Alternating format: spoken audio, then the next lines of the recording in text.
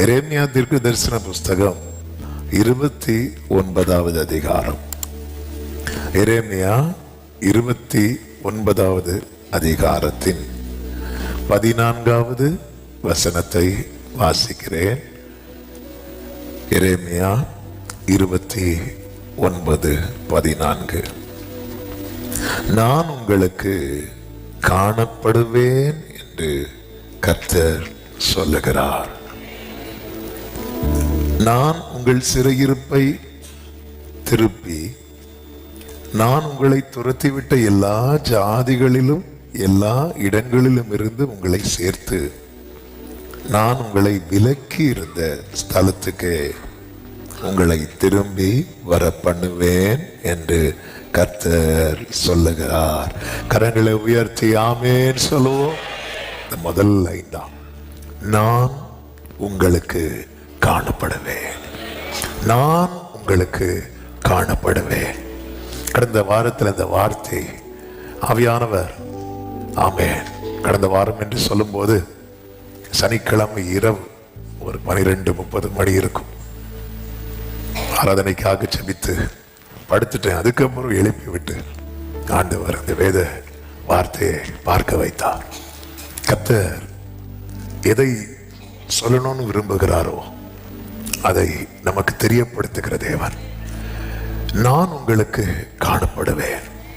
I will be found by you. ஆமென். இன்னொரு மொழிபெயர்ப்பில் இப்படி சொல்லப்பட்டிருக்கிறது, I will let you find me. அதாவது நீ என்னை பார்க்கும்படி செய்வேன் என்று கர்த்தர் சொல்லுகிறார். ஆமென் சொல்லுங்க பார்க்கலாம். அதாவது அவர் இருக்கிற வண்ணமாகவே நாம் இப்ப பார்க்க முடியாது. அது எப்பதான் பார்க்க போறோம் தெரியுமா?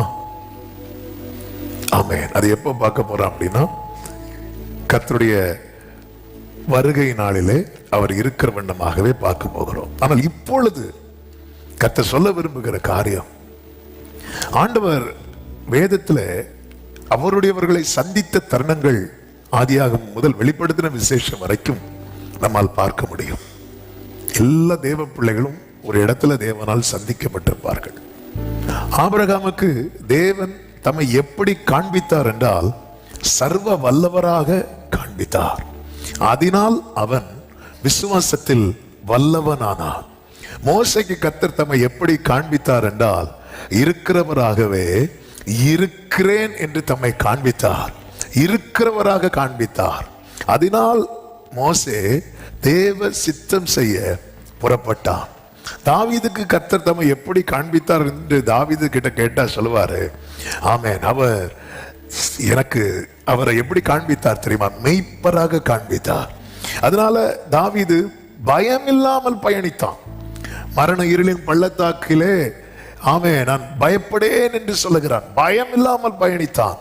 யோபுவுக்கு கர்த்தர் தம்மை உயிரோடு இருக்கிறவராக காண்பித்தார். எனவே அவன் இழந்த அனைத்தையும் திரும்ப பெற்று கொண்டார். கர்த்தருக்கு தெரியும் நமக்கு தேவன் தம்மை எப்படி காண்பிக்க வேண்டும் என்பதை அவர் அறிவார். என் விசுவாச வாழ்க்கையாகட்டும், தேவ சித்தத்துக்கு உட்பட்ட காரியமாகட்டும், என் வாழ்க்கையில் நான் பயப்படுகிறதுக்கெல்லாம் என் எல்லா பயத்துக்கும் நீங்களாகி வாழ்கிற விஷயமாகட்டும், இழந்த அனைத்தையும் திருப்பி பெற்றுக் கொள்ளுகிற காரியமாகட்டும், எனக்கு ஒன்று தெரியும், தேவன் தம்மை எனக்கு காண்பிக்கும் போது என்னுடைய எல்லா சிறையிருப்பும் மாறும். ஆமென் சொல்லுங்க பார்க்கலாம். 139:8 சங்கீதக்காரன் சொல்லுகிறான், நான் வானத்திற்கு ஏறினாலும் நீர் அங்கே இருக்கிறீர், நான் பாதாளத்தில் படுக்கை போட்டாலும் நீர் அங்கேயும் இருக்கிறீர். இந்த மாதம் ஆமென் இங்க இந்த வார்த்தையை சமீபத்திலும் தூரத்திலிருந்து இருந்து அநேகர் கேட்கிறீங்க. ஆமென், ஆண்டவரே நான் உங்களை பார்க்கணும் ஆண்டவரே. இந்த மாதத்தினுடைய ஃபர்ஸ்ட் பிரேயரே எதுவா இருக்கணும் தெரியுமா? நான் உங்களை பார்க்கணும். இனி உங்களை பார்த்தாதான் சால்வா. ஆமென். கிதியோனுக்கு ஆண்டவர் அவரை காண்பித்து தான் அவனை நடத்த வேண்டும் என்று அவசியம் இல்லை. ஆமென். ஆனால் கர்த்தர் அந்த இடத்துல அவனுக்கு தம்மை காண்பிக்கிறார். ஆமென். அவன் என்ன சொல்லுவான் தெரியுமா? ஐயோ நான் அவரை பார்த்துட்டேன், நான் சாகதான் போறேன். இல்ல, கர்த்தர் தம்மை நமக்கு காண்பிக்கிறது நம்ம கதையை முடிக்கிறதுக்கு இல்ல, நம்முடைய கதையை மாற்றி எழுதுவதற்கு. இதுவரை எழுதப்பட்ட ஸ்டோரி என்ன கிதியோனே? நான் சம்பாதிப்பேன், மீதியானியர் வந்து தூக்கிட்டு போவாங்க. நான் சம்பாதிப்பேன், மீதியானியர் வந்து தூக்கிட்டு போவாங்க. ஸ்டோரி கர்த்தர் மாற்றி எழுத போகிறார். ஆமென். ஆண்டவரே, அதனாலதான் இங்க சொல்லப்பட்டிருக்கிறது, நீங்கள் முழு இருதயத்தோடும் என்னை தேடினால், என்னை தேடுகையில் கண்டுபிடிக்கப்படுவீர்கள் என்று 29:13 எரேமியாவிலே சொல்லப்பட்டிருக்கிறது. முழு இருதயத்தோடு. அப்படி தேடுகிற ஒரு நபர் தான் யார் அப்படின்னா தாவீது. அந்த தாவீது சொல்லுகிறார், நான் வானத்தில் ஏறினாலும் நீர் அங்கே இருக்கிறீர், நான் பாதாளத்தில் படுக்கை போட்டாலும் நீர் அங்கேயும் இருக்கிறீர். 2 அனுபவங்கள் இங்கே சொல்லப்பட்டிருக்கிறது. ஒன்று உயரமான அனுபவம், இன்னொன்று மிக மிக தாழ்வான அனுபவம். அதாவது இந்த உயர்ந்த நிலையில் இருக்கும்போது நமக்கு காணப்படுகிற அநேகரை நாம் இந்த தாழ்ந்த நிலைக்கு போகும்போது காண முடியாது. சிலர் நம்ம ஒண்ணு இல்லாம இருக்கும்போது நம்மளை சுத்தி இருப்பாங்க. நம்முடைய வாழ்க்கையில உயர்வு வந்ததும் ஆட்டோமேட்டிக்கா வெளியே போயிருவாங்க. ஆனால் தாவீது சொல்லுகிறார், நான் வானத்திற்கு ஏறினாலும் சரி, பாதாளத்தில் படுக்கை போட்டாலும் சரி, எனக்கு தென்படுகிற ஒரே ஒருவர் தான் உண்டு, என் மேய்ப்பராயிருக்கிற, என் கர்த்தராயிருக்கிற என் ஆண்டவர். ஹல்லேலூயா. மேலே வானத்தில் ஆனாலும் பூமியில் ஆனாலும் நீர் இருக்கிறீரப்பா, நீங்க இருக்கிறீங்க. அப்போ உயர்வும் அவனை பாதிக்காது, தாழ்வும் அவனை பாதிக்காது. நான் வானத்துக்கு ஏறும்போது, அதாவது என் வாழ்க்கையில் ஒரு உயர்வு வரும்போது கர்த்தர் காணப்படவில்லை என்றால் அந்த உயர்வு என்னை பாதிக்கும். நான் ஒரு தாழ்ந்த நிலை தள்ளப்படும் போது கர்த்தர் காணப்படவில்லை என்றால் அதுதான் என்னுடைய கடைசியா இருக்கும். ஆமென். உயர்வோ தாழ்வோ ஆண்டவர் காணப்படும் போது அது நம்மை பாதிக்காது. இந்த காலை வேளையில என்னை கேட்டுக்கொண்டிருக்கிற ஒவ்வொருடைய உள்ளம், ஆண்டவரே ஆமென், உங்களை பார்க்கணும். ஆமென். ஆண்டவர், விசுவாசத்தில் நான் தொய்யும் போது நான் உங்களை சர்வ வல்லவரா பார்க்க விரும்புறேன். ஆமென். இனி என் வாழ்க்கையில தேவ சித்தமா நான் எம்மாத்திரம் இதெல்லாம் என் வாழ்க்கையில சான்ஸே இல்லை என்கிற எண்ணம் வரும்போது நான் நம்ம இருக்கிறவராக காண விரும்புகிறேன். மரண இருளின் பள்ளத்தாக்கு வரும்போது நான் உம்மை மெய்ப்பராய் பார்க்க விரும்புகிறேன்.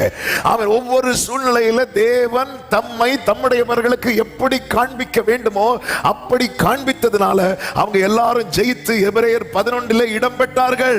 அந்த வரிசையில இடம்பெற அழைக்கப்பட்ட தேவ பிள்ளைகள் தான் நாம. கர்த்தர் நமக்கு தருகிற வாக்கு சத்தம் தான், நான் உனக்கு காணப்படுவேன். ஆமென். சொல்லுங்க பார்க்கலாம். கர்த்தர் அவருடைய முகத்தை மறைத்தால் என்ன ஆகும் என்று ஏசாயா 54வது அதிகாரம் அந்த முதல் பகுதியை நீங்க எடுக்க வேண்டாம், நீங்க படிச்சீங்கன்னா தெரியும்.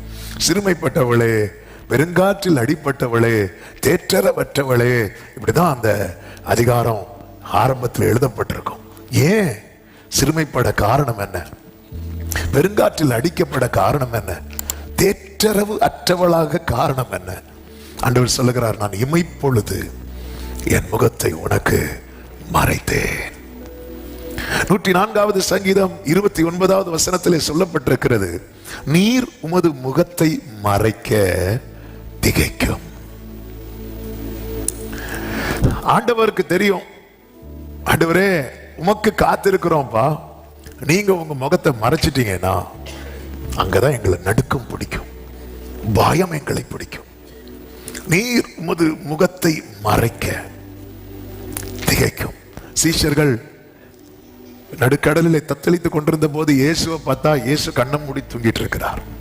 அவங்களுக்கு இப்ப என்னன்னா, இயேசு கண்ணை திறக்கணும். அவர் கண்ணை திறந்துட்டாருன்னா பிரச்சனை சால்வ் ஆகிடும். அவரை எழுப்புறாங்க. எங்க பயம் போகணும்னா ஆண்டவரே நீர் உம்மை எனக்கு காண்பிக்க வேண்டும். இன்னைக்கு நீங்க எந்த ஒரு இக்கட்டான சிச்சுவேஷன்ல இருக்கிறீங்க, இந்த 10வது மாதம் 1ஆம் தேதி கர்த்தர் இன்னைக்கு எனக்கு என்ன பேச போறார்? எந்த ஒரு சிச்சுவேஷன் ஆகட்டும், நிறைய பேச வேண்டும் என்று உண்டு. வருகிற நாட்களில் நாம் அதை கேட்க போகிறோம். ஆமென். ஆதியாக முதல் வெளிப்படுத்தின விசேஷம் வரைக்கும் ஆமென் நம்ம இதை பார்க்க முடியும். ஹல்லேலூயா. ஆண்டவரே, இந்த சிச்சுவேஷன்ல நீங்க உங்களை காட்டிட்டீங்கன்னா ஹல்லேலூயா, நீங்க இதை பார்க்க ஆரம்பிச்சிருங்க. விசுவாசத்துல பார்க்க ஆரம்பித்து விடுங்கள். இஸ்ரவேலர்கள் எகிப்திலிருந்து வெளியே வந்த போது கர்த்தரை எங்க பார்க்கறாங்க அப்படின்னா மேக ஸ்தம்பத்துல பார்க்கறாங்க, அக்கினி ஸ்தம்பத்துல பார்க்கறாங்க. ஆண்டவர் பார்த்துட்டாங்கல்ல, எகிப்து பிரச்சனை சால்வ் ஆகுது, புதிய டோர் ஓப்பன் ஆகுது. ஆமென். ஆண்டவரே, நான் உங்களை பார்த்துட்டேன்னா நான் இத்தனை வருடம் பட்ட கஷ்டங்கள் எல்லாம் ஒரு முற்றுப்புள்ளி வைக்கப்பட்டு எனக்கு ஒரு புதிய வாசல் திறக்கப்படும். நம்புறவங்க மட்டும் கரங்களை தட்டி ஆமென் என்று சொல்லி தேவனுக்கு ஹல்லேலூயா. ஏசாயா 33வது அதிகாரத்திலே ஒரு அருமையான வார்த்தை சொல்லப்பட்டிருக்கிறது. அதனுடைய 17வது வசனத்தை பாருங்கள். ஏசாயா 33வது அதிகாரம் 17வது வசனம். உன் கண்கள் ராஜாவை மகிமை பொருந்தினவராக காணும். கைகளை உயர்த்தி ஆமென் சொல்லுங்க பார்க்கலாம். உன் கண்கள் ராஜாவை மகிமை பொருந்தினவராக காணும். எந்த ராஜா?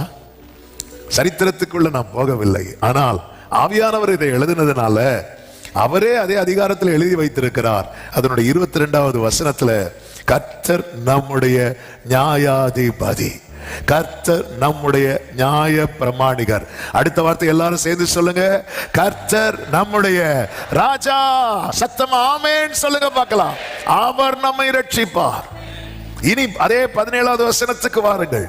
உன் கண்கள் ராஜாவை மகிமை பொருந்தினவராக காணும். அடுத்த வார்த்தை, தூரத்தில் உள்ள தேசத்தையும் பார்க்கும். தூரம்னாலே எட்டாதது, தூரம்னாலே தென்படாதது. ஆனா ராஜாவை நீ பார்த்துட்டேனா உனக்கு எட்டாதது, உனக்கு தென்படாதது, நீ இதுவரை பார்க்காததை உன் கண்கள் காணும். ஹல்லேலூயா. அது மட்டுமல்ல, அடுத்த வசனத்தில் என்ன சொல்லப்பட்டிருக்கிறது பாருங்க. உன் மனம் பயங்கரத்தை நினைவு கூறும். கணக்கன் எங்கே? தண்டல்காரன் எங்கே? கோபுரங்களை எண்ணினவன் எங்கே? அடுத்த வசனம் 19. உனக்கு விளங்காத பாஷையும் அரிதற்கரிய ஒரு விதமான பேச்சையும் உடைய அந்த குரூர ஜனங்களை இனி காணாய். ஆமென். ஹல்லேலூயா. அப்ப தேவனை நம்ம காணும் போது சிலதை கர்த்தர் காணவே விட மாட்டார், சிலதை கர்த்தர் பார்க்க வைப்பார். எகிப்திலிருந்து இஸ்ரவேலர்கள் புறப்பட்டு மேகஸ்தம்பத்தில் கர்த்தரை பார்த்த போது எகிப்தியரை இனி அவங்க பார்க்க கூடாதுன்னு ஒரு முடிவு எடுத்துட்டார். ஆமென். எல்லாரும் சொல்லுங்க பார்க்கலாம், நான் கர்த்தரை பார்ப்பேன், அதனால் சில காரியங்களை இனி நான் பார்க்க போகிறது இல்லை, ஆனால் பல நன்மைகளை என் கண்கள் பார்க்க போகிறது. விசுவாசிக்கிறவங்க மட்டும் ஆமென் சொல்லுங்க பார்க்கலாம். நம்ம பிரச்சனை என்னன்னா, நிறைய இதை தொடர்ந்து பார்த்துட்டே இருக்கிறோம். நம்ம லைஃப்ல பல போராட்டங்களை தொடர்ந்து பார்த்து கொண்டே இருக்கிறோம். கர்த்தரால மட்டும்தான் இதை ஸ்டாப் பண்ண முடியும். ஆண்டவரே, இதை நான் பார்க்க இப்படி ஒரு சிச்சுவேஷனை நான் இனி பார்க்க விரும்பல. எஸ், நான் பார்த்துக்கிறேன். காலத்தையும் சமயத்தையும் மாற்றுகிறவர் கர்த்தர். உன் கண்கள் ராஜாவை மகிமை பொருந்தினவராக, ஆமே, அவருடைய பியூட்டிய, அவருடைய மகத்துவத்தை நீ பாப்ப பாரு. அதுக்கப்புறம் நான் சொல்றேன், இதுவரை நீ பார்க்காத அந்த அதை எட்டாத காரியம். ஏன்னா இடையில நிறைய பேர் கிராஸ்ல இருந்தாங்க. ஆமே, ஏத்தி இருந்தாங்க, எபூசி இருந்தாங்க, எமோரி இருந்தாங்க. இனி அவங்க எல்லாம் இருக்க மாட்டாங்க. காரணம், நீ உன் கண்கள் அவரை பார்த்துட்டுல. ஹல்லேலூயா. இனி அவங்க இருக்க மாட்டாங்க. மாறாக 20வது வசனத்தை பாருங்கள். நம்முடைய பண்டிகைகள் ஆசரிக்கப்படும் நகரமாகிய சீயோனை நோக்கி பார். அடுத்த வார்த்தை, உன் கண்கள் எருசலேமை அமெரிக்கையான தாமிரமாகவும் பெயர்க்கப்படாத கூடாரமாகவும் காணும். இனி அதன் முளைகள் என்றைக்கும் பிடுங்கப்படுவதில்லை, அதன் கயிறுகள் ஒன்றும் அருந்து போவதும் இல்லை. என்னதுன்னு அர்த்தம்? பெயர்க்கப்படாத கூடாரம்னா என்ன அர்த்தம்? இதுவரை உன் வாழ்க்கை எப்படி இருந்துச்சு? ஒரு இடத்துல இருந்த, இன்னொரு இடத்துக்கு போன, அங்க பிரச்சனை, இன்னொரு இடத்துக்கு போன, அங்க பிரச்சனை, இன்னொரு இடத்துக்கு போன. ஹல்லேலூயா. இப்பொழுது உன் கண்கள் யாரை பார்க்கிறது தெரியுமா? ராஜாவை பார்க்கிறது. அதனுடைய ரிசல்ட் என்ன தெரியுமா? இனி நீ அலைந்து திரிவது இல்லை. நல்ல கைகளை தட்டி ஆமென் சொல்லுங்க பார்க்கலாம். ஹல்லேலூயா. என் வாழ்க்கையில அலைந்து திரிகிற அனுபவம் இல்லாமல் ஒரு நிலையான, கர்த்தர் தாவீதுக்கு எப்படிப்பட்ட வீட்டை கட்டுவேன்னு சொன்னார்? நிலையான வீடு. அப்ப ஆண்டவரை பார்க்கும் போது அதுவரை பார்த்து வந்த பிரச்சனைகளுக்கெல்லாம் ஆண்டவர் முற்றுப்புள்ளி வைத்து, ஏன் ஆண்டவர் என் வாழ்க்கையில 9 மாதங்களும் குறிப்பிட்ட ஒரு வலி உங்க வாழ்க்கையில ரிப்பீட் ஆயிட்டே இருக்குது. 9 மாதம் இல்ல பிரதர், பல வருடமா அப்படிதான் இருக்கு. அது ஏன் இந்த மாசம் தொடரணுமா? ஆமென். நம்முடைய முழு இருதயத்தோடு தேடினால், எதுக்காக ஆண்டவர் இதெல்லாம் பேசிட்டு இருக்கிறான்னா, இனி உன் ஃபோக்கஸ் இனி ஒரு காரியத்துல மட்டும் வை. அவருடைய சமூகத்தை தேடு. உம்முகம் பார்க்கணுமே, உம்மழகை முழு இருதயத்தோடு. ஆண்டவரே நீங்க வரணும். அதாவது நம்முடைய அழுகை அப்படிதான் இருக்கணும். மார்த்தாள் சொல்றாங்க நீங்க இருந்திருந்தா, மரியாள் சொல்றாங்க நீங்க இருந்திருந்தா, கிதியோன் சொல்றான் ஆண்டவரை பார்த்ததும் கேட்ட முதல் கேள்வி, எங்க ஆண்டவரே போனீங்க? நீங்க இருந்திருந்தா இதெல்லாம் நடந்திருக்காதுப்பா. இப்படிப்பட்ட தேடல் உடையவனுக்கு மட்டும்தான் கர்த்தர் தம்மை காண்பிப்பார். ஆண்டவரே நீங்க எங்கப்பா போயிட்டீங்க? நீங்க இருந்திருந்தா. இந்த தேடல் கிதியோனுக்கு எத்தனை பேர் இருந்தாங்க? கிதியோன் மட்டுமா யுத்தத்துக்கு போனார்? 300 பேர் போனாங்கல்ல. கர்த்தர் இந்த 300 பேரும் எப்படிப்பட்டவர்களாய் பார்க்கிறார்? தகுதி உள்ளவர்களாய் தானே பார்க்கிறார். அப்ப கிதியோனை போல தகுதி உள்ள எத்தனை பேர் இருக்கிறாங்க? 30,000 தகுதியா பார்க்கல. ஆனா ஆண்டவர் தெரிந்தெடுத்த நபர்கள் எத்தனை பேர்? அந்த 300 பேர்ல கிதியோனுக்கு மட்டும் தம்மை காண்பிக்க காரணம் என்ன? காரணம் ஒன்றுதான், அவனுடைய தேடல். நீங்க இருந்திருந்தா, நீங்க இருந்திருந்தா. இந்த தேடல் அதனாலதான் மார்த்தாள் முதல்ல பார்க்கிறார். ஏன்னா அவள் இந்த தேடல்ல இருக்கிறா. அடுத்த மரியாதை கூட்டிட்டு வா. இந்த தேடல் நீங்க இருந்திருந்தா. Thank you holy spirit. இந்த தேடலப்பா நீங்க வேணும். நான் உங்களை பார்க்கணும். ஆண்டவர் நீர் என்னை காண்கிறீர் என்பது எனக்கு தெரியும். நானும் சொல்லணும், என்னை காண்பவரை நானும் கண்டேன். இந்த அக்டோபர் மாதம் 1ஆம் தேதி ஆமென். நம்ம எல்லாருமே எதை காண விரும்புவோம் தெரியுமா? வேதத்தில் இருக்கு, 10ஆம் மாதம் 1ஆம் தேதி சிகரங்கள் காணப்பட்டது. எல்லாரும் சிகரங்கள் காண விரும்பும் போது இந்த காலை வேளையிலே கர்த்தருடைய ஆவியானவர் சொல்லுகிறார், என்னை காண விரும்பு, நான் உனக்கு காணப்படுவேன் என்று கர்த்தர் சொல்லுகிறார். அவரை பார்த்தா எல்லா சிகரங்களும் காண்பிக்கப்படும். ஆமென். சிகரங்கள் காணப்பட என்ன நடந்தா போதும் தெரியுமா? ஒரு காற்று வீசினா போதும். ஆனா காற்று வீசினாலாம் கர்த்தரை பார்க்க முடியாது. அவர் காற்றிலும் இல்லை அக்னியிலும் இல்லை என்றுதான் பைபிள்ல இருக்கு. காற்றாகவும் வருவார், அக்னியாகவும் வருவார். ஆனா பல நேரத்துல காற்றுல தேடினா என்ன பார்க்க முடியாது? பார்க்க முடியாது. எலியா இருக்கிற இடத்துல பூமி எதிர்ச்சி உண்டாயிட்டு, அக்னி உண்டாயிட்டு, அதில் ஒன்றிலும் யார் இல்லையா? கர்த்தர் இல்லை. அவர் அப்படி வரணும்னு நினைச்சா வருவார், அது வேற. ஆனா அவரை தேடணும். எனக்கு உங்களை பார்க்கணும். ஆதியாகமம் 18:1 சொல்லப்பட்டிருக்கிறது, பகலின் உஷ்ண வேளையிலே கூடார வாசலிலே உட்கார்ந்து ஆபிரகாம் தன் கண்களை ஏறெடுத்து பார்க்கிறார். Glory. இதோ 3 புருஷர் அவனுக்கு எதிரே நின்றார்கள். அவன் கண்களை ஏறெடுத்து அப்படி அவன் பார்த்துட்டே இருக்கிறான். இதுதான் ஆபிரகாம். அவனுடைய கண்கள் கண்டது. மோசே உற்று பார்த்தார். பார்த்துட்டு போறதில்ல, உற்று பார்த்தார். அப்பொழுது கர்த்தர் அக்கினிக்குள்ளிருந்து அவனை பார்க்கிறார். நம்மை எப்பொழுதும் காண்கிறவர் நம்மை சந்திக்கும் தருணத்தில் நாம் பார்த்த பிறகு பார்க்கும்படிக்கு வெயிட் பண்ணிட்டு இருக்கிறார். இந்த பார்வை ரொம்ப விசேஷமானது. நான் அவரை பார்க்க, அவர் என்னை பார்க்க, இந்த சந்திப்பு நடக்கும் தெரியுமா? இங்கே நிறைய மாற்றங்கள் உண்டு. ஆமென். இந்த இடத்துலதான் உண்மையிலே மனம் திரும்புதலே நடக்கும். பேதுரு அவரை மறுதலிக்கும் போது யாரை பார்த்துட்டே தான் அவரை தெரியாதுன்னு சொன்னா தெரியுமா? இயேசுவை பார்த்துட்டே சொன்னான். சொல்லும் போது இயேசு அப்படி திரும்பி பார்க்கிறார் பாருங்க. 2 பார்வையும் சந்திக்குது. பேதுரு உடைஞ்சிட்டான். ஆமென். வாழ்க்கையில உண்மையான மனம் திரும்புதல், உண்மையான ரட்சிப்பு சந்திக்கிற இடம். தமஸ்குவுக்கு போகிற வழியில அதுதான் நடக்குது. அவன் தரிசனம் கண்டான் என்று பைபிள்ல இருக்கிறது.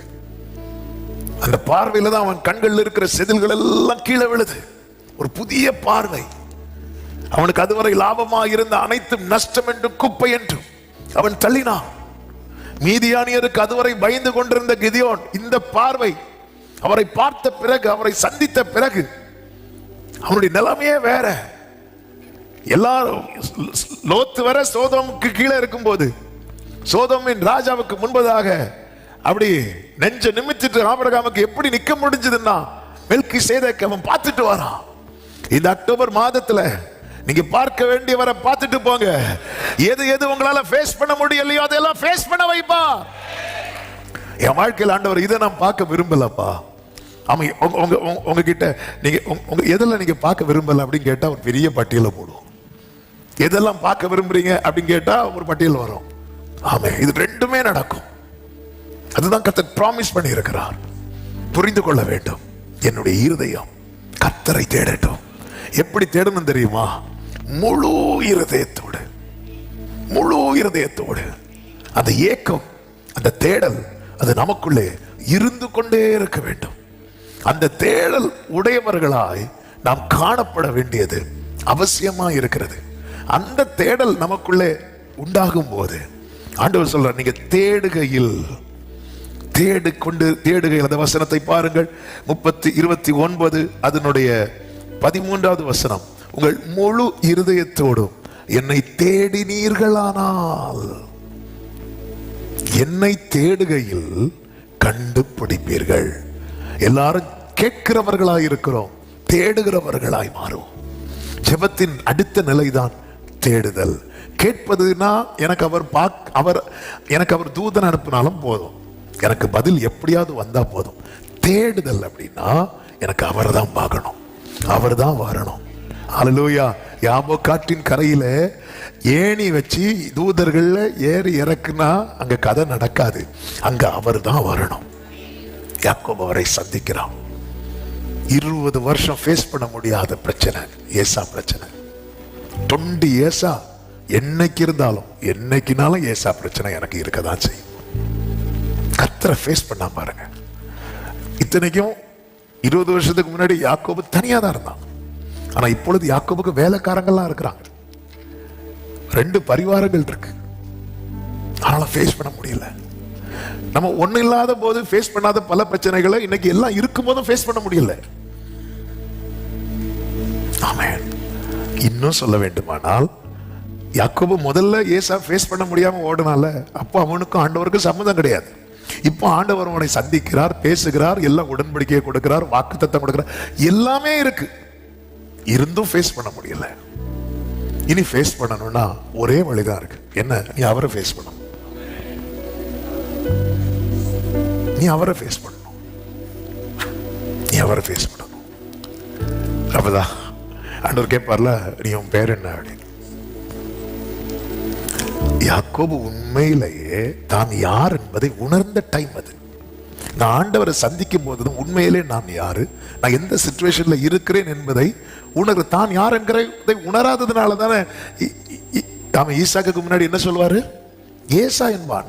நம்மை குறித்த உணர்வு இல்லாததுனால நாம் நம்மை குறித்து நம்ம நினைக்கிறது எல்லாமே தப்பு. நான் மேற்கொள்ளுவேன். பேதுரு சொல்வார்ல, நான் உம்மோடு கூட காவலிலும் வர ரெடியா இருக்கிறேன் அப்படிமா. யாக்கோபு ஈசாக்கை விட்டு வெளியே வந்ததும் செஞ்ச முதல் வேலை என்னவா இருக்கும்னு நினைக்கிறீங்க? யாக்கோபு ஈசா கிட்ட எப்படி போவான்? ஏசாவா எப்படி போவான்? ஆபரேஷன் பண்ணிட்டா. அப்போ ஏசாவின் வஸ்திரத்தை போட்டுட்டு போவோம். அப்ப ஈசாக்கு விட்டு வெளியே வந்ததும் யாக்கோபு என்ன செஞ்சிருப்பாரு? ஏசாவின் வஸ்திரத்தை கழட்டி வைப்பான். இதுதான் நடக்கும். நம்ம ஆண்டவர் சமூகத்துல இருந்து அப்படி சொல்லுவோம், ஆண்டவரே நான் உம்மோடு கூட என்ன வந்தாலும் செய்வேன். வெளியே போனதும் அந்த ட்ரெஸ் கலந்துரும், நிக்க முடியாது. நம்ம தேவ சமூகத்துல ஏசாவா தான் நின்றுட்டு இருக்கிறோம். ஆண்டவர் என்ன, நான் பரிசுத்தமாய் வாழ்வேன், நான் அப்படி வாழ்வேன், நான் இப்படி செய்வேன், உம்மோடு கூட காவலிலும் ட்ரெஸ் கலந்துட்டு என்னெல்லாமோ நிக்கிறோம். முடியல. எப்படி? அதனால ஃபேஸ் பண்ண முடியல. ஈசாக்கை விட்டு அந்த தகப்பனுடைய பிரசனத்தை விட்டு போனதும் யாக்கோபு என்ன நினைச்சிட்டு அது கலந்துட்டு, அவ்வளவுதான். ஆமே. நம்ம எல்லாம் ஆலயத்துல நம்மள ரொம்ப அப்படி காட்டிட்டு இருக்கிறோம். ஜெப நேரத்தில் அப்படி காட்டுவோம். நம்மள பிரேயத்தை முடிஞ்சதும் கலந்துரும், அந்த ட்ரெஸ், அந்த வேஷம் கலந்துரும். ஆமே. சில நேரத்தில் பார்த்தா நம்மள மாதிரி விசுவாசிங்க யாருமே இருக்காதுன்னு தோணும். ஆனா அப்படியே இன்னொரு டைம் பார்த்தா அந்த விசுவாசத்துக்கு ஒரு ஒரு ஒரு சின்ன அம்சம் கூட நம்ம கிட்ட இருக்காது. இதனாலதான் நம்மளால நிறைய ஃபேஸ் பண்ண முடியல. இது மாறணும்னா நீ ஒருத்தரை ஃபேஸ் பண்ணணும். ஹல்லேலூயா. ஆமென். நீ அவரை ஃபேஸ் பண்ணிட்டேனா நீ ஏசாவை ஃபேஸ் பண்ணுவ. அந்த பிரச்சனை அதோட முடிஞ்சது. இந்த காலை வேளையில ஆண்டவரே, என் வேஷங்கள் எல்லாம் உங்களை விட்டு போனதுக்கு அப்புறம் எல்லாம் உங்க முன்னாடி கலந்துட்டுனா நான் வெளியே போய் ஏமாற மாட்டேன். நான் சொல்றது எத்தனை பேருக்கு புரியுது? ஆண்டவர் சமூகத்துல வேஷம் கலந்துடட்டும். மார்க்கு சுவிசேஷத்துல இருக்கு, டைம் ஆயிட்டு எடுக்க வேண்டாம். இயேசு பஸ்கா ஆசரித்து அதுக்கப்புறம் இயேசு பிடிக்க வருவாங்க தெரியுமா? பிடிக்க வரும்போது சீஷர்கள் எல்லாம் ஓடுவாங்க, ஒரு வாலிபனும் ஓடுவானாம். அவன் ஒரு துப்பட்டி ஒரு லுங்கியை போர்த்துட்டு ஓடிட்டு இருப்பான். அவனை பிடிச்சதும் ட்ரெஸ்ஸு வந்துடும். பைபிள் என்ன சொல்லியிருக்கு தெரியுமா? அவனுக்கு உள்ள ஒண்ணுமே இல்லை, வெறும் மேலே உள்ள யார் பார்க்க போறா அப்படின்னு சொல்லிட்டு மேலே மட்டும் ஒரு துணியை போட்டுட்டு வந்தான். பிரச்சனைன்னு வந்ததும் அந்த ட்ரெஸ்ஸு உருவிட்டாங்க. அதை அவன் போட்டுட்டு ஓடுறான். பைபிள் அது தெளிவா எழுதி இருக்கு. ஆமாம், அதை இப்போ எடுத்து அது ரெஃபரன்ஸ் எனக்கு தெரியல. மார்க் சுவிசேஷத்தில் இருக்கிறது, பார்த்தா சொல்லுங்க. 14:52 பாருங்க. 51 52 பாருங்க. 50 பாருங்க. எல்லாரும் அவரை விட்டு ஓடி போனார்கள். ஒரு வாலிபன், அது யாருன்னு பேர் போடல ஆண்டவர், பாத்தீங்களா? கேவலப்படுதல. ஆமென். ஒரு வாலிபன் ஒரு துப்பட்டியை மாத்திரம், துப்பட்டினா லுங்கின்னு வச்சுக்கோங்களேன், தன்மேல் போர்த்து கொண்டு அவர் பின்னே போனான். அவனை பிடித்தார்கள். அவன் தன் துப்பட்டியை போட்டுவிட்டு நிர்வாணமாய் அவர்களை விட்டு உள்ளவன இல்ல. ஆமே, இவர் கூட இவ்வளவு நாள் ஃபாலோ பண்ணிட்டு இருந்தான் பாருங்க. எந்த சீசன் தான் தெரியல. ஆமே, இவ்வளவு நாள் இருந்தான். அவருக்கு முன்னாடி வச்சு நான் ஆவிக்குரிய கண்ணோட்டத்தோடு இதை சொல்றேன். நம்ம எல்லாம் ஆண்டவர்கிட்ட அவன் எப்படி இருக்கிறான் தெரியுமா? துப்பட்டியை போட்டுட்டு இருக்கிறான். ஆனா இன்னொரு பிரச்சனைன்னு வரும்போது, இவன பெரிய விசுவாச வீரன் சொன்னீங்க, துணியை பிடிச்சதுமே சரண்டர் ஆயிட்டான்.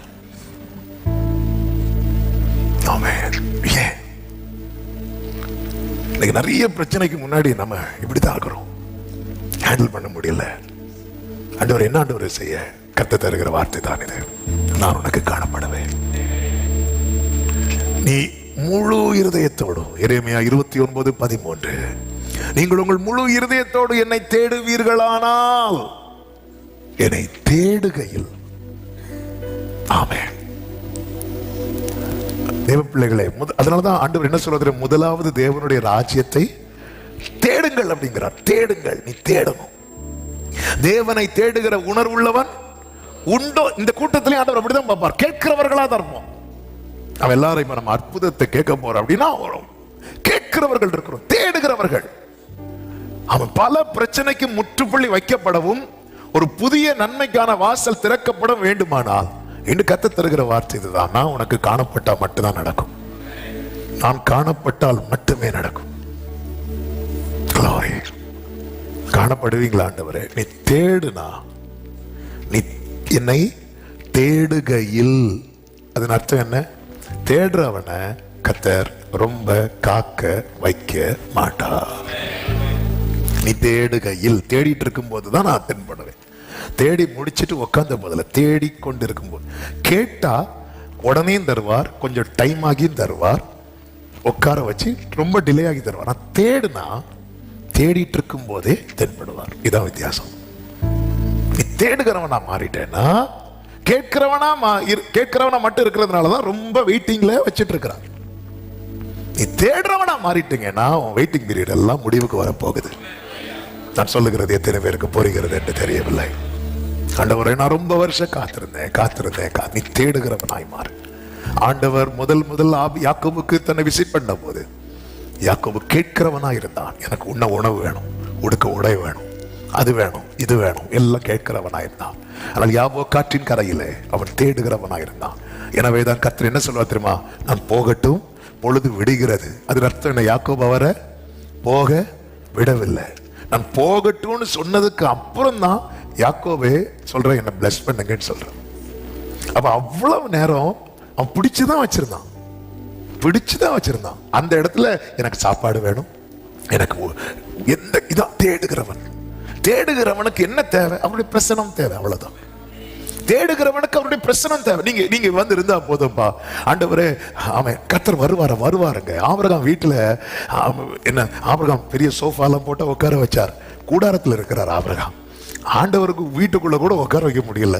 அவன் மரத்தடியில தான் உட்கார வச்சான் ஆபிரகாம்.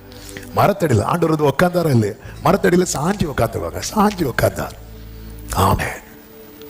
கிதியோன் பாருங்க, ஒரு செடி கீழே வந்து உட்கார்ந்து இருக்கிறார். என்ன ஆண்டவருங்க, தேடுறதுன்னா ஆண்டவரே எனக்கு இது தெரியலையே, அது தெரியல, இல்ல அந்த பிரசனம். அதாவது அந்த நிலையை பார்த்தீங்களா? தரையில நிற்கும் போது கேட்கிறவனா இருந்தான். யாரு? இது பேதுரு. ஆண்டவரே எல்லாத்தையும் விட்டு வந்தவங்க எங்களுக்கு என்ன தருவீர் அப்படின்னு. அந்த மகிமையில அந்த மலையில கொண்டு போகும்போது தேடுகிறவன் ஆயிட்டான். அவன் சொல்றான், ஆண்டவர் இங்கே இருந்துருவோம், இப்படி இருந்துருவோம் ஆண்டவரே, இந்த இடத்துல உனக்கு ஒரு கூடாரம். அவன் கூடாரத்தை எதுக்கு கூடாரம்னா இங்கே செட்டில் ஆயிரும். உங்க கூட பிரசன்ஸ்ல அப்படி இருந்துரும். அந்த இடத்துல இங்க வந்து என்ன தருவீர், இங்க பசிக்குது, எனக்கு சாப்பாடுக்கு இங்க என்ன செய்வோம், ஒண்ணு மேல கீழே தான் அந்த கவலைகள் வந்துட்டே இருக்கு. ஆண்டவரே இது வனாந்திரம் ஆயிட்டு, நேரம் ரொம்ப போகுது, என்ன செய்வோம் ஆண்டவரே, என்ன செய்வோம், என்ன, இந்த கேள்விகள் வந்துட்டே இருக்கு. அந்த பிரசனத்துல என்றாக இந்த கவலையே இல்லை. ஏன்னா ஆண்டவரே சொல்லிட்டார், நீ முதலாவது தேவனுடைய ராஜ்யத்தை தேடு, பின்பு இவைகள் எல்லாம் உங்களுக்கு கூட கொடுக்கப்படும். ஆமென். இந்த மாதம் அந்த ஒரு எதிர்பார்ப்பு. என்னங்க ரொம்ப எக்ஸைட்டடா இருக்கிறீங்க, என்ன விஷயம்? அவர் எனக்கு காணப்படுவேன் ப்ராமிஸ் பண்ணியிருக்கிறார். ஓ ஜீசஸ், ரொம்ப சந்தோஷம் உங்க முகத்தை பார்க்க. ஆமே, ஹல்லேலூயா. அவர் எனக்கு அது தருவேன்னு சொல்லி இருக்கிறார். இது அவர் எனக்கு நான் உனக்கு என்ன காட்டுவேன்னு சொல்லி இருக்கிறார். ஆமே, அவர் அதிசயங்களை காண பண்ணுகிறவர் மாத்திரமல்ல, அவர் தம்மையும், ஆமே, அவர் நமக்கு காணப்படுகிறவர். அவர் காண பண்ணுகிறவர் மாத்திரமல்ல, காணப்படுகிறவர். இந்த காலை வேளையில சமீபத்திலும் தூரத்திலும் இருந்து கேட்கிற அன்பு உள்ளங்களே, இந்த எதிர்பார்ப்போடு உங்க ஜெபங்களாகட்டும், உங்கள் ஆராதனைகளாகட்டும், உங்களுடைய வேத தியானமாகட்டும், இந்த எதிர்பார்ப்பு, உங்களை நான் பார்க்கணும். ஹல்லேலூயா. கண்களை மூடி நன்றி ஆண்டவரே.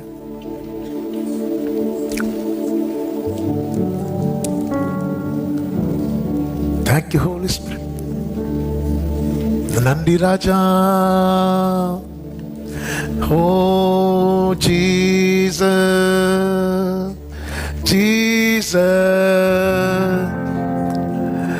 இனியும் അങ്ങേ കാണേണം, ഇനിയും അങ്ങേ കേൾക്കണം, ഇനിയും അങ്ങേ അറിയണം. പ്രിയനേ യേശുവേ, ഇനിയും അങ്ങേ കാണേണം, ഇനിയോ അങ്ങേ കേൾക്കണം, ഇനിയോ അങ്ങേ അറിയണം. இயேசுவே, உலகில் வேறொன்றும் வேண்டாயே, உயரே வேறாரும் இல்லாயே, உலகில் வேறொன்றும் வேண்டாயே, உயரே வேறாரும் இல்லாயே, உயிரே இயேசுவல்லாதே என் உயிரில் வேறாரும் இல்லாயே, தன்னுயிரே இயேசுவல்லாதே உயிரில் വേറാരും ഇല്ലായേ. താകിക്കുന്നപ്പ വാഞ്ചിക്കുന്നപ്പ കൊതി എന്നിൽ ഏറിടുന്നേ. ആളിനാളം എന്നാത്മാവിൻ ദാഹം നന്നായി അറിയുന്നോനേ. உலகில் வேறொன்றும் வேண்டாயே, உயரே வேறாரும் இல்லாயே. உலகில் glory, உயரே. ரெண்டு கைகளை உயர்த்தி சொல்லுவோம், உயிரே இயேசுவல்லாதே என் உயிரில் வேறாரும் இல்லாயே. தன்னுயிரே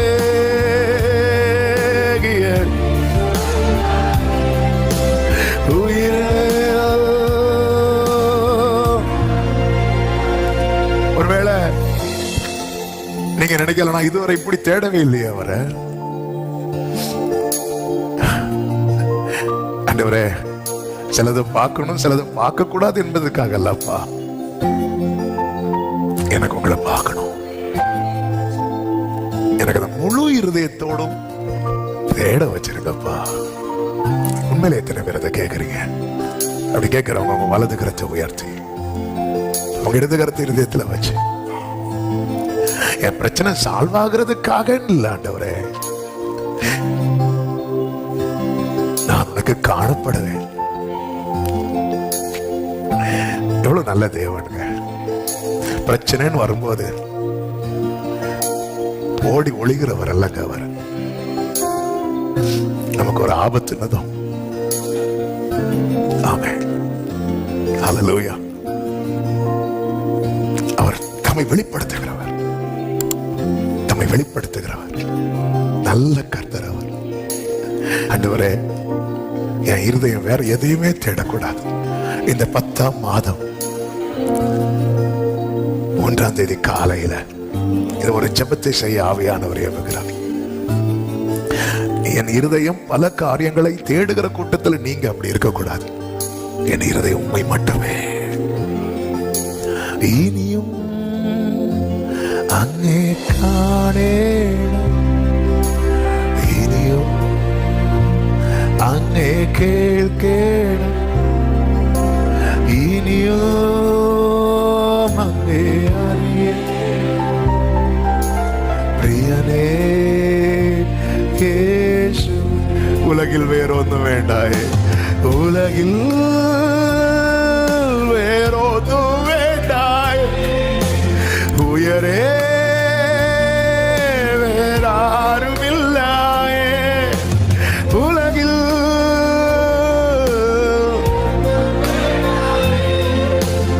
உயரே ஆமென், உயிரே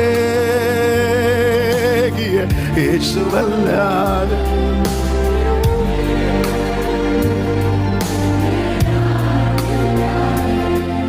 நன் உயிரே.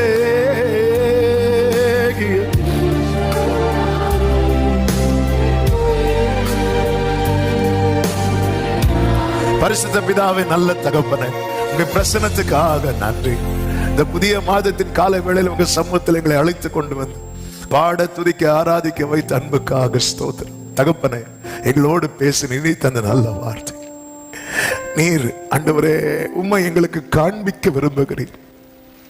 நாங்க பல நேரத்துல உம்முடைய நன்மையை தான் பார்க்க விரும்புகிறோமே தவிர மோசே போல இன்னும் அதை உற்று பார்க்க தவறிவிட்டோம். ஆண்டவரே,